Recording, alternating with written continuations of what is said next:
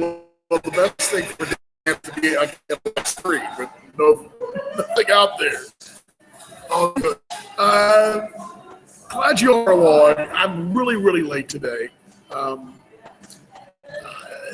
Again, just really, really late. And I'm waiting to see if the video pops up here. Come on, pop up, pop up, pop up, pop up, pop up, pop up. There we go.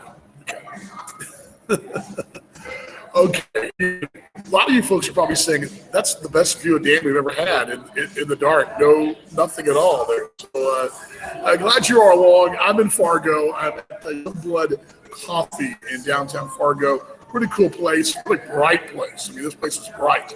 I mean, a lot of coffee shops you go to are a little, kind of a little darker. I mean, I mean by darker, they're just kind of the mahogany wood, the wooden fixtures. I mean, every Starbucks room I've been into is like all dark and green, right? This place is bright, very West Coast, very cool. Anyway, that's not here. We were talking about the Monarchs about last night. And unfortunately, I was going to shoot the street. This station's really good. I'm downtown Fargo, which is really a cool area. The problem is I picked this awesome place, but they're also got construction going out right in front. So I was out there a moment ago. I'm like, it was bright, and I went on the sidewalk, but all you would have seen would have been me with all the construction gear. So anyway, I'll take your questions and comments. We won't be on very long, just a few minutes here. This is not going to be like a normal show. I do apologize for being late. I just told WD-40 a few minutes ago. I don't know why I can't. It's supposed to be lunchtime, right? And if you remember 2 years ago, this show was from 11 to noonish, right? But then the workout thing kicked in. And this is going to sound like a ridiculous excuse, but I have dropped nearly 90 pounds, okay? And the way I've dropped 90 pounds is because every morning I get my fat tail out of bed and I go do my morning walk. And it's started with 15 minutes. I'll do a solid hour every day and sometimes more. And unfortunately, or fortunately, that's become like it's made me late. I say late. I mean, I finished the game story, edited the game story last night at 11:30. So, and got it at 11:30 or whatever. So it was like I was in bed at 11:30 last night. By the time I was done with that, had to grab something to eat because I didn't eat at the ball game last night. And you start kind of unwinding. It wasn't until 1 o'clock to unwound. And that's I could have just gone right to bed, but you're in a natural high in this business. And when you do games and you're doing this, and it's like a ball player. These guys don't go back to the hotel and just they eat, unwind, watch a little TV, maybe on a cold one, whatever.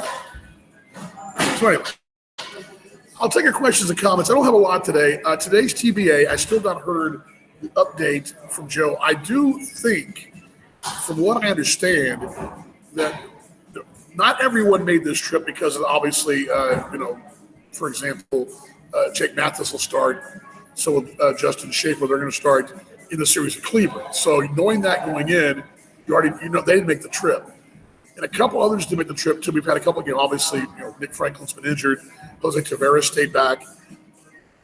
I think possibly of that roster of group of guys, and there's not a lot of, but maybe 6 that didn't make the trip. One may be on their way up to kind of fulfill the bullpen obligations tonight. I can't confirm that, but I think that's what's going to happen. Yeah, Chuck, it's been a battle, man. It's a battle. I don't know if you've been there, and I'm sure we've all been there, but I'm a guy who likes to eat. I love to eat. I love wings. It's my favorite thing. I love good meals. It's that German thing. I love my beers. I love to cook. That's been the real challenge too, Chuck, is to cook things that are healthy and good that I like. And that's really been the trick for me. The workout's probably part of it, eating right. And I can't tell you the last time I had, for example, in the old days coming to Fargo, I would probably get fast food at least once already in the trip, if not twice. I go to the Hornbacher's grocery store on the corner and bread for the healthy sandwich. That's this I used to not make. It's all part of my decisions too. Appreciate it, Chuck. I'm very thankful. Again, this shirt's a little big. I'll admit it. It's It's got some room here. Look at that. It's got plenty of room. I don't like the old saggy neck though, but it's tough on the road, Chuck. It's really tough. You get, it's like last night. I don't like to eat a lot before the game. I just don't. I'm got a lot of things going on. I can't eat. I will, but usually I will wait till afterwards. And it's not the best thing for me to do, but I try in this challenges. What's open at the clock? Fast food, pizza delivery. Oh, and insomnia cookies. That kind of thing. So there's a challenge, and I feel for our guys because there's a lot of guys who want to eat healthy as well, and the options in the clubhouse sometimes are pizza, and I love pizza, but you probably have a pizza every night now. At 23 years old, in prime of your athletic career, pounding a pizza every night, working it off the next day. But a guy that's my age, you cross that 40-year-old threshold, you eat a whole pizza, and it goes right there, right? So it's tough. Questions and comments about last night. 9-6. It's the classic example, I think. Obviously, there's only been a handful of ball clubs ever to win, even the big leagues. I mean, 20 games in a row is a big deal. I was reading an article today about Jim Maseer, who a guy I knew back in Jacksonville in AA, who was on par of the 20-game winner for, I believe it was the 20-game winner for the Athletics back during Moneyball. And he's actually his predicted Moneyball. It's tough. And winning 9 in a row the way you did it in different ways, it's just this game is not a game that it's not set up to have success long term like that. That's why you play series, and that's why a real test team is a 7-game or a 5-game series or the B test game series. The Monarchs passed a 9-game test. And remember, on the back end of that, front end of that winning streak, Kansas City lost the 2 games in Winnipeg, got walked off and got knocked around a bit, and then came back and then won all those games in the homestand. You're in a stretch. I mentioned yesterday, 14 games, 10 of which are on the road. I would think if you could go 5-5 in that stretch, you feel pretty good. I think you're 500 on the road, and that's kind of the goal.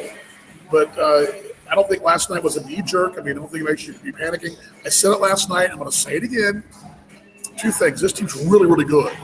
I mean, really, really good. Let's tap the brakes a bit. Let's let this thing play out. Let's do what we're doing. Let's not. I mean, yes, we're the top of the ladder now, tied for the best record, which is great to celebrate. But let's. There's nothing, and I'll tell you right now, Joe Caprietro will tell you, nothing's been won yet, and let's sort of. I wouldn't be excited about it. Yes, you're 5.5 games up. You lost a game last night. I don't have that graphic for you. I do apologize, but we usually have that for you. The Kansas City still has the best record, tied with Milwaukee. Chicago and Fargo are even for second place in the North. Monarchs a 5.5 game lead, a 6-game lead over Cleveland and Winnipeg. Cleveland won last night. Close ball game blown open late, I think 11-8 in that one. So.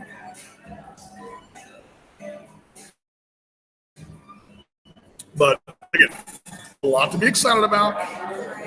But let's not make too much of it. Let's not blow it up to something it's not, because you're not won anything yet.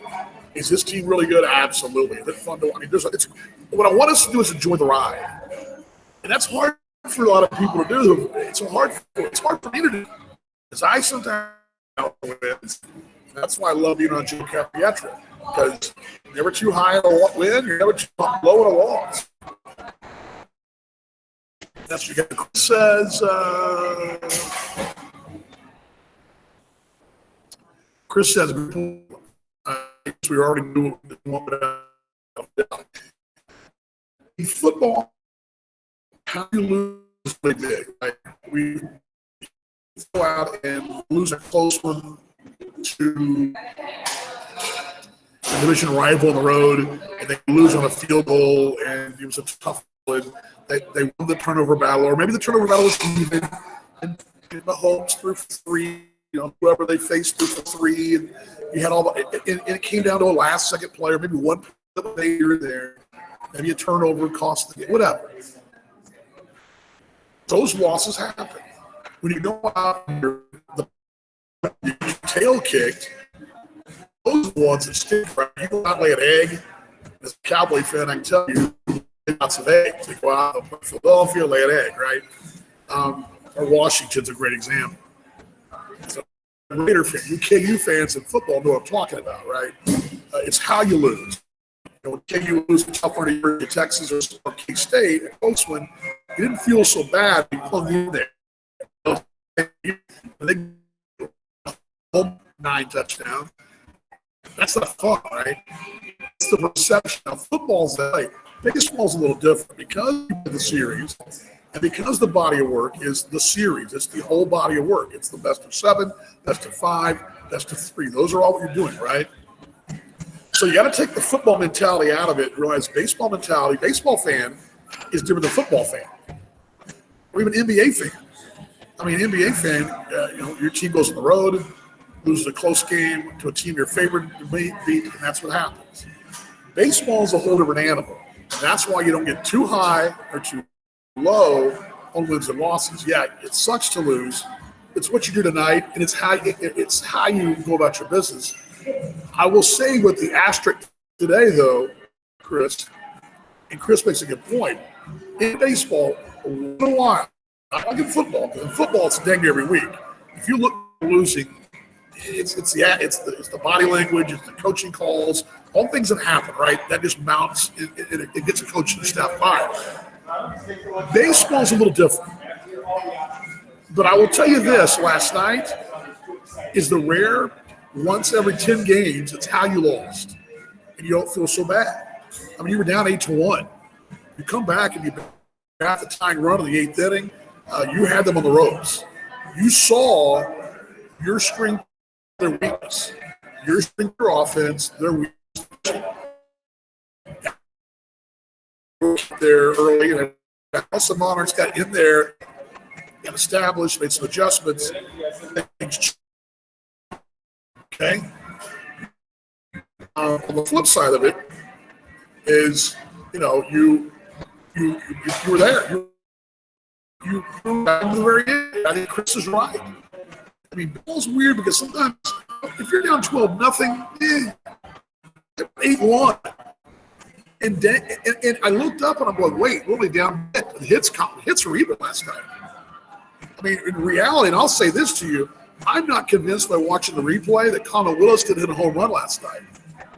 That very well, that may have actually hit the top side and they just missed it. I can't tell you because the video is inconclusive, but it looked like that might have been a long ball tonight. So there's that. But again, matter of inches, that ball gets out, you're down by a run, whole different ball game. That was the 7th. So my point is, and it's very rare because this doesn't always happen like that. That's just not the way baseball is designed. Baseball is not designed to, you win, you lose, whatever.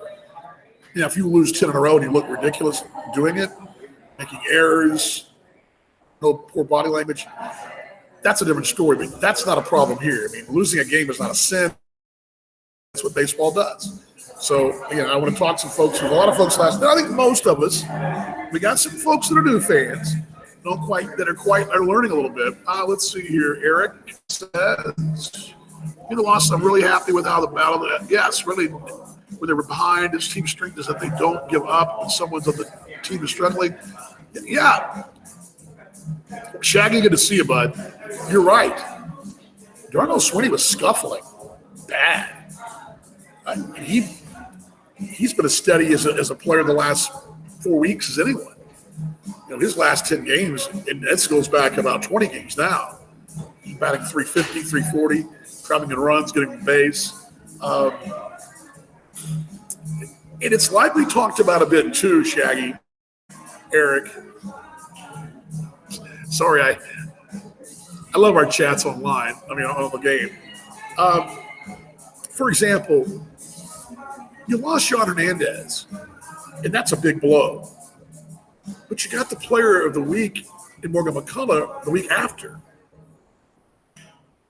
And I think it goes to show you what the strength of this organization is on the field. Now, there's a lot of strengths to this organization. When I talk about organization, I mean between the lines in this case, I'm not talking outside the lines because there's a lot of that's a huge strength. I mean, there's no better ownership. I'm just going to tell you that right now. But between the lines, the philosophy's there, and you battle, and that's what you do. And it's like I told you guys in Tennessee that next day, I had a player tell me, well, it's time to step up. This is on the Diaz loss, when Diaz left. That player, who I want to that name, has stepped up. He was the guy.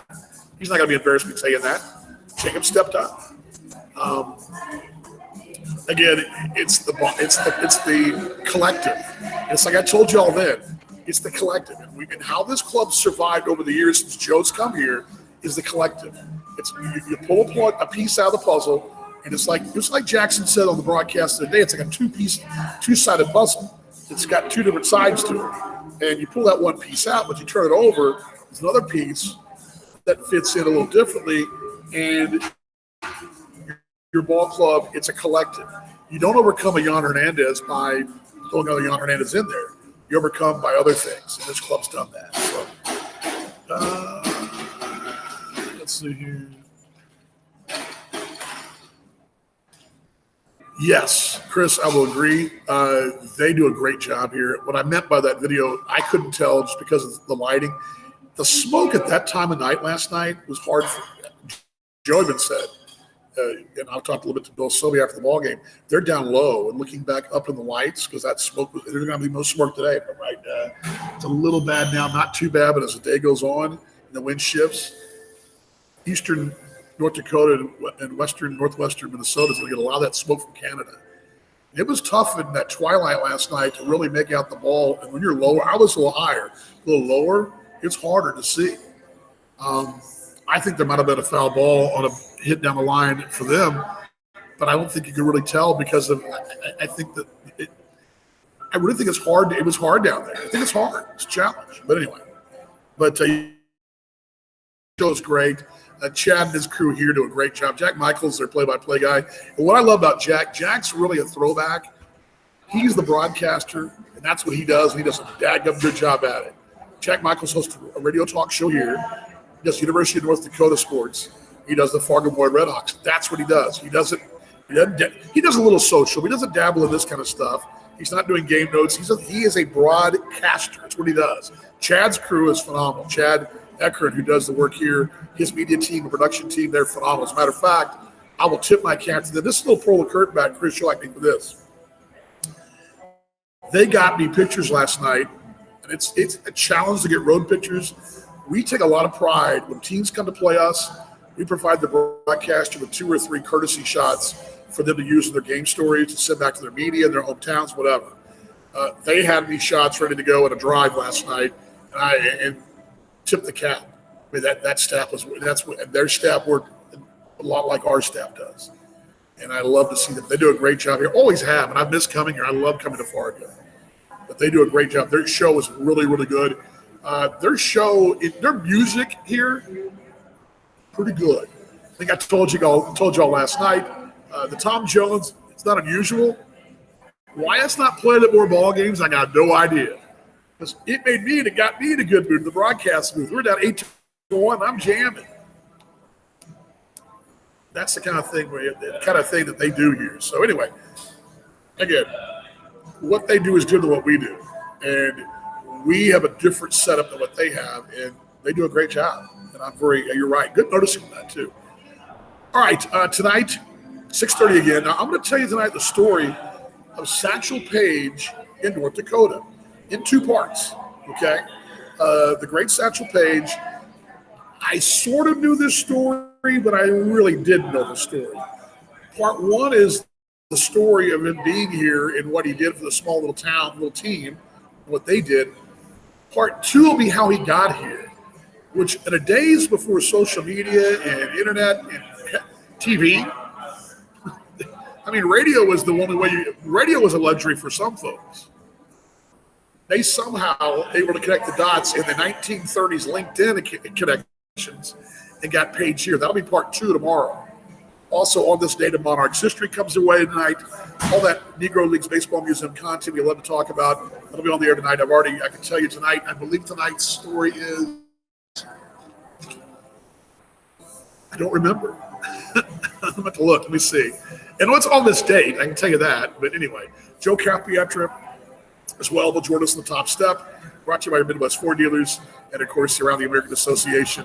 American Association broadcast is at the top of the hour. You want to see that great work with Fargo? It's there. Great stuff they do. Again, Jack Michaels, their play-by-play man, a super mate, super guy. Really, really think he's phenomenal what he does. He is Fargo. He is this part of the country. He's one of those voices people grew up with. He's a classic. And I'd love to be remembered one day like him. I'd be very blessed to be that way.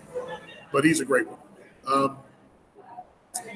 So anyway, you catch him at 7 o'clock. If you want to also listen to us, put the browsers together, put the MixLR up, and mute one side and listen to us, or you want to listen to him, that's great too. I'm all good with it. You know how I am about that. I want to support our team, our broadcasters around the league, although I would like for you to join me. I've put a lot of work in the broadcast to make you all proud. I know a lot of folks are still learning about it, but there's a lot of work that goes into it. And this is not a pat me on the back thing. This is just a fact. I produce, broadcast, everything. I do everything. And that's why sometimes you hear the breaks, and I hate it. You might hear I don't stop the break when I go back to the play-by-play, but I got to start the break again. And I record the highlights. The highlights you hear aren't when you listen to the Royals, the studio there at the Royals are playing that back for the guys on the network. I do that. And again, there are times when it's a little wheels off, but I try to give you guys as much content and much bells and whistles for you to enjoy your ball club and what they're doing. And we're still work in progress. And my goal, and I tell this to you all the time, and this is the goal of this ball club, and I know that Brandmeier knows that I believe this, that I will make us the best minor league sports broadcast out there, if not the best best minor league sports broadcast out there, okay? Put it that way, plain and simple. And we will grow our market in Kansas City. We're going to continue to grow. I envision great things ahead, and we're just growing. We're growing every day. Last night, I think we had 6% more listeners last night than we had the night of the last road game. That's what I want to see, is continue to keep growing that. So tell your friends and neighbors, if you like our broadcast, get that link and on MixLR, and they'll be notified when we're on the air. That'd be the best thing. So anyway, enough me chattering about me. Tomorrow, Kiba Sampson will go, so we'll see him tomorrow night. Today, TBA, the bullpen. I don't know. My guess is probably Elroy Abina. That's just a guess.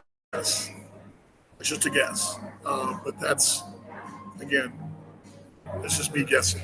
One more time in case you missed it, this guy got Player of the Week yesterday, Morgan McCullough, and he actually had a pair of hits last night as well. So good for Morgan, and continue the hot.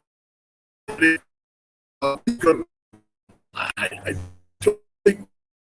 don't, and I asked this,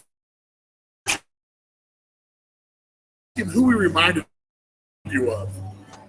Because he's a left-handed batter. Does he remind you of anybody that's played here for you before, or that I know of? And he said, no, he's his own guy. And he is. And I think he and Ryan Grotjohn may be the best middle tandem for this franchise, probably since 08, 09. And that's with some Vladimir Frias' years as well, short. So, anyway. Love the stream. Hold on, Aaron. Sorry. Love the stories you share. In fact, love just a copy of the only. Yes, it's a good book. There's a really good part of that book that I scratch my head and think. Now the book's a little old. All the ball is it's a must read. There's a lot of stuff in there that may not be. They'll kind of be okay. It's like, have you ever studied religious text? Have you ever read like the Old Testament? This is not a religious class, but if you read the Old Testament, there's a lot of that, there's some chronological things that go in there. There's some sections like that. There's also some wonderful stories. There's one in there early on of an Oscar Charleston and the barnstorming down to Louisiana and how they had a car wreck, both cars. I mean, it's just an interesting story. And I'm not midway through it. Oscar Charleston is my next book. Also, my book, but the book on. I'm also working on one on Buckle. I'm not working on it, but want to get one on Buckle Neal as well. So, also the book for the Monarchs that Janet Bruce did, the Monarchs history. That's a good one too. If you guys like just an overview, a good overview of the Monarchs history for 1966, 65. That's a good one. But anyway, this is a phenomenal. It's a nitro oats milk.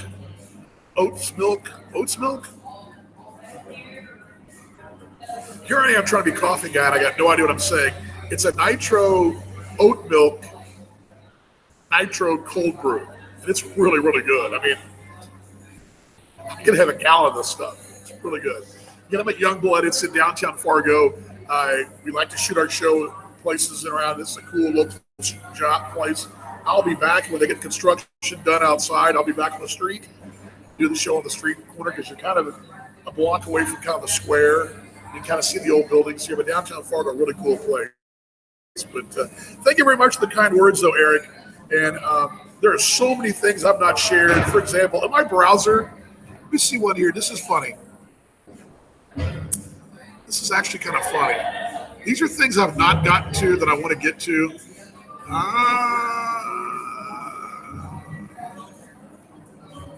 There's a couple in here that you'll get a kick out of this if I'll find it here because I just saw it. Here's one. A story 65 years ago in the house of David playing against the Monarchs that drew like this huge crowd, the largest crowd ever in this little small town. That's a story that I've never gotten to. I've not gotten to yet. Let's see here. Here's a story from the 1944 series with the Pittsburgh Crawfords that was a scandal. I've been teasing this off and on, but I ain't gotten that yet. That's a big story. Just haven't had a chance to get to it. We'll get to it at some point. There's a lot of that. And again, we're working on this, and I got to find a place to put this content. I think I'm going to put all these little 101s and these stories on our SoundCloud page, but we'll worry about that later. Okay. Again, reminder of the broadcast, 6:35. Thanks for stopping by. Just a little quick show. No highlights today. Hope that's some good highlights tomorrow. Looking forward to it. All right. Monarchs and the Fargo Boyd Redhawks. That comes your way on the Monarchs Broadcast Network tonight. I'll see you in the broadcast, everybody. Go Monarchs. Much love to you.